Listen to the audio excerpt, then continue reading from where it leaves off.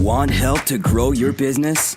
Download BRiN, the world's first business advisor in your pocket.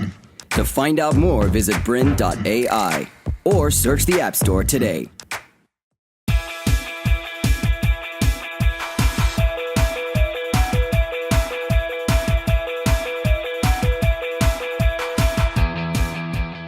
Welcome to another episode of Grow Your Business. I'm your host today, Sue Papadoulis, and I'm going to be speaking about the 4 steps to getting free publicity in the media. So I like to start out by thinking about who would like to be in the media, who would like to be in the news, and I'd like you to think about what is your number 1 publicity goal. So if you could get any publicity for you and or your business, where might that be? Is it a specific TV show, a radio program, a newspaper, a blog, a digital outlet? What is it? And have a think about that and make a mental note of what that might be, because it's easier to get publicity if you know where you want to be. And over the next half an hour or so, I'm going to give you the steps of how to actually achieve that goal. So listen up, take lots of notes, and really listen to what I'm about to tell you. There's some really great content coming up.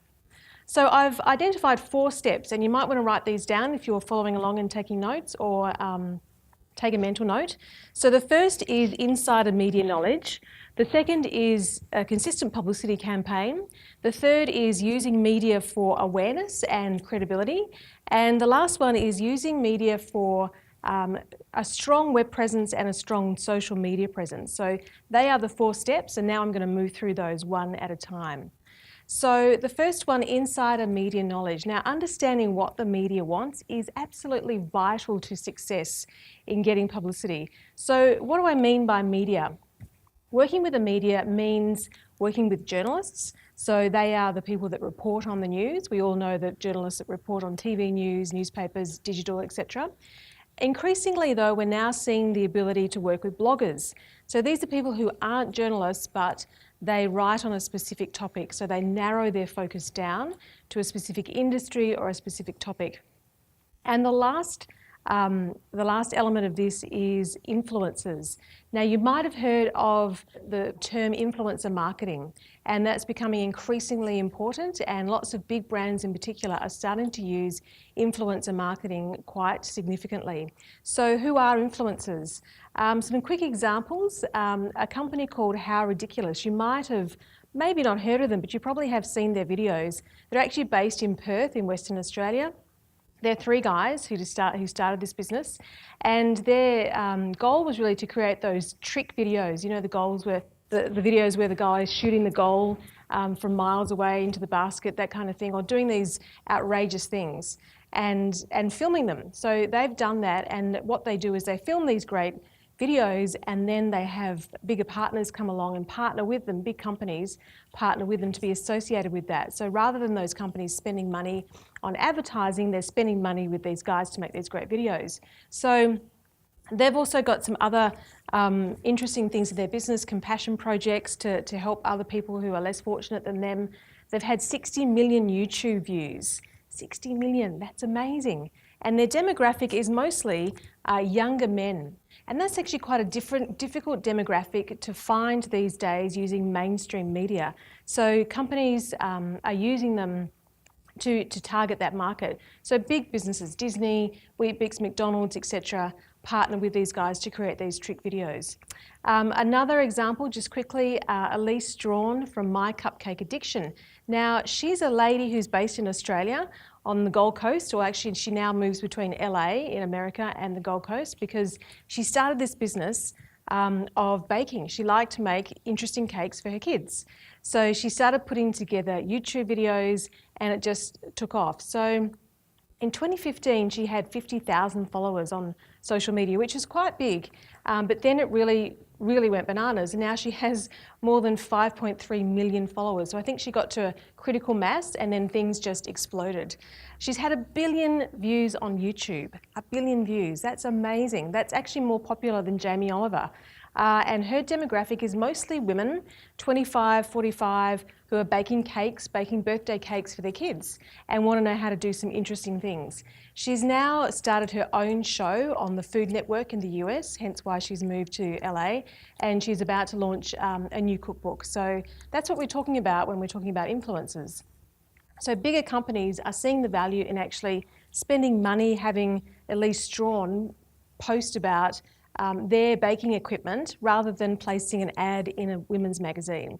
So that's where we're seeing that shift start to happen. So it kind of brings into the rise of online media. Now, we're seeing big shifts in the media, and virtually the whole media has now moved online. So even if there was a magazine, it has a website. If there was a newspaper, it also has a website. Some of them are just becoming completely online, and some of them still have both kinds of outlets.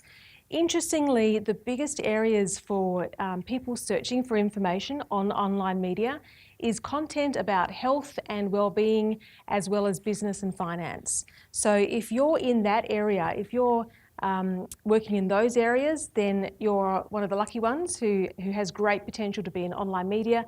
That's not to say if you're not in those areas that you can't get coverage, but it just means that it's easier because they're actively seeking that kind of information. So it means that the media has this massive thirst and desire for information because it's 24/7.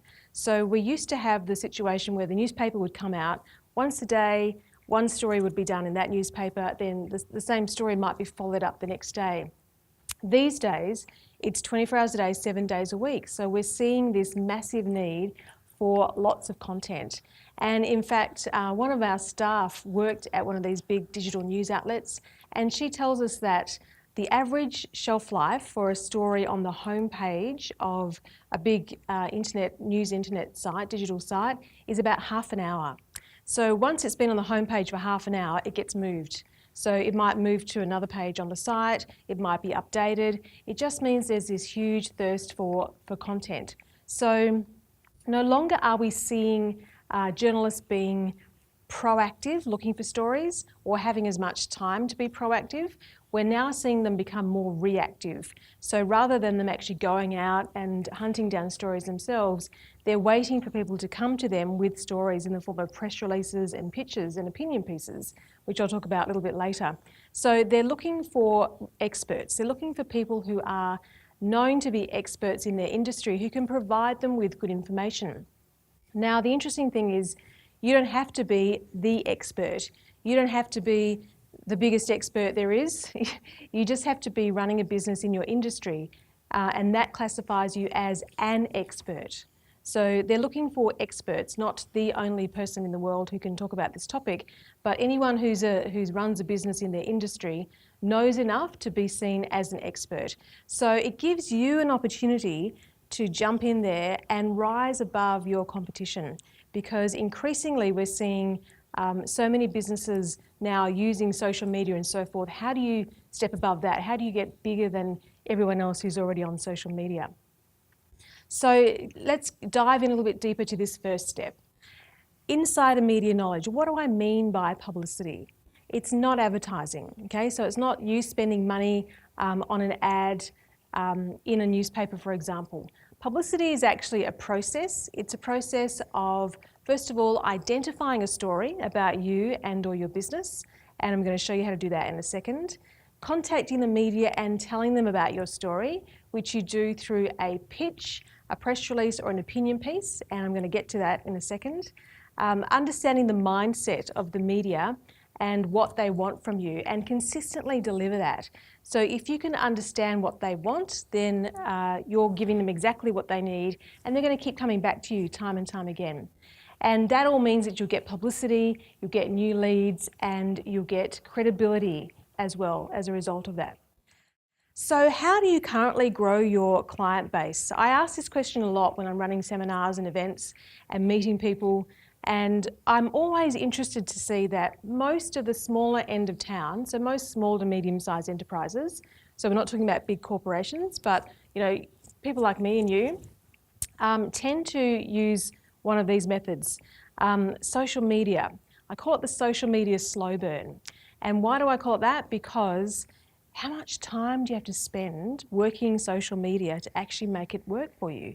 An awful lot of time, effort, and energy, and money these days, especially if you're running ads. So how many times do you have to like, comment on people's posts, share things, and try and interact with your target market before you see those people become your clients and actually move into your sales funnel? To continue enjoying this presentation, download BRiN, the world's first business advisor in your pocket.